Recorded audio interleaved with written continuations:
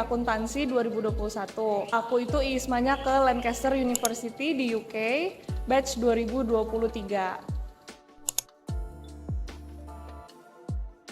Karena background aku sebagai anak akuntansi, jadi course yang aku ambil tuh kemarin konsentrasinya lebih ke finance sama business management. Di Lancaster sendiri itu, kalian sebagai exchange student itu boleh milih 3 courses dari yang ditawarkan dari kerjasama sama ISMA-nya.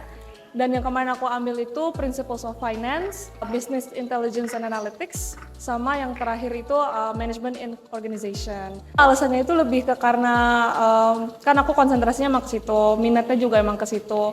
Terus juga jarang ada course yang bahas Business Intelligence di Indonesia. Jadi menurut aku itu kesempatan emas banget kemarin buat nyoba belajar di luar.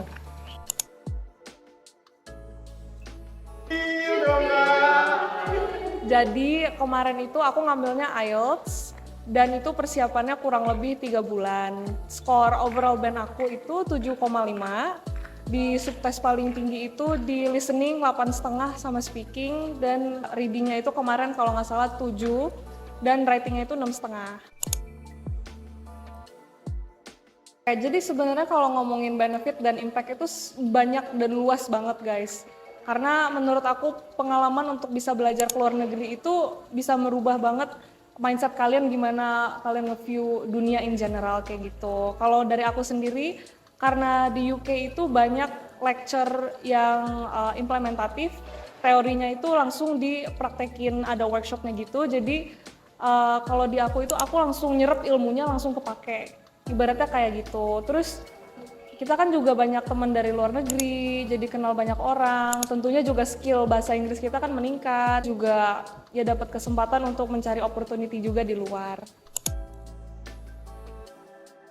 Kalau untuk perbedaan cara belajar itu, kalau misalnya di Lancaster atau di UK in general itu, mata kuliahnya nggak banyak guys. Jadi biasanya satu mahasiswa itu cuman boleh ngambil 3-4 mata kuliah. Dan itu pun bebannya itu satu semester kurang lebih sama kayak kita di sini. Itu mata kuliah itu seminggu bisa 2-3 kali lecture atau kelas dosen ngomong kayak biasa kayak kita di sini. Tapi yang ngebedain itu ada workshop atau seminar. Nah, misal kita di minggu ini belajar tentang topik A. 3 kali tuh lecture-nya, nanti ada workshopnya di akhir minggu, itu kita langsung praktek ilmunya, langsung bikin sistem sendiri, dan itu langsung dibahas di tempat. Jadi ilmu yang kita dapat di minggu itu langsung kita pakai juga pada saat itu.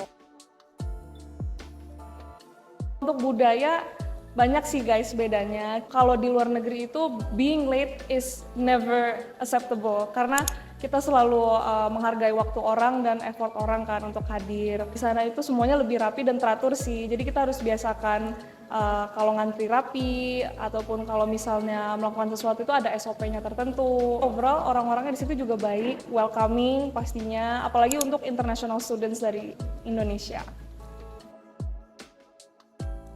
Kalau pas tahun aku kemarin itu, seingat aku ada yang di FEB dan juga ada yang di Undip. Itu ngundang dari ISMA-nya langsung, jadi sumbernya verified lah ibaratnya kayak gitu. Dan juga diinformasiin tentang alurnya, requirements-nya, dan lain-lainnya. Jadi menurut aku, pas tahun aku sih at least, itu udah lumayan rapi dan informatif. Kalau untuk convert SKS, jadi semua itu tergantung dengan prodi kalian masing-masing. Kalau misalnya in my case, kalau in accounting itu karena ilmu kita kan ada beberapa yang eksakta guys, jadi diimplement di Indonesia beda dengan yang di luar. Jadi ada beberapa hal yang nggak bisa langsung di-convert. Kemarin itu terkhususnya di akuntansi ya, mungkin di jurusannya juga similar. Sebelum kita mengajukan surat ke Undip, itu kita harus ada namanya surat konversi. Surat konversi ini berisi matkul yang mau kalian ambil di luar negeri sama konversi yang kalian ajukan di Indonesia. Nah, itu harus didiskusikan sama kaprodi kalian masing-masing. Aku kemarin itu 3 kali ngobrol dengan Bapak Agung Juliarto. Beliau membantu banget, ngasih ide, ngasih ini convert ke apa, dan alhamdulillah kemarin aku ke convert 18 SKS. Walaupun udah ada sosialisasi alur ataupun ada timeline-nya yang diinfoin ke kita juga, itu sebenarnya ada beberapa dokumen yang harus kita follow up sendiri ke IO di FEB. Jadi saran dari aku buat teman-teman yang mau ISMA ataupun mau exchange, itu rajin-rajin deh ngobrol, main, diskusi ke international office. Soalnya kadang itu ada beberapa surat itu yang nggak dikasih tahu guys, dan ternyata itu butuh sebagai syarat untuk dapat surat yang officialnya lagi kayak gitu. Misalnya kayak surat konversi itu kan ada formatnya sendiri, atau kayak proposal exchange itu kan juga ada formatnya sendiri, dan itu biasanya harus kalian yang inisiatif buat nanya ke kantor kayak gitu. Kalau itu ada. Ya, 1 detik surprise!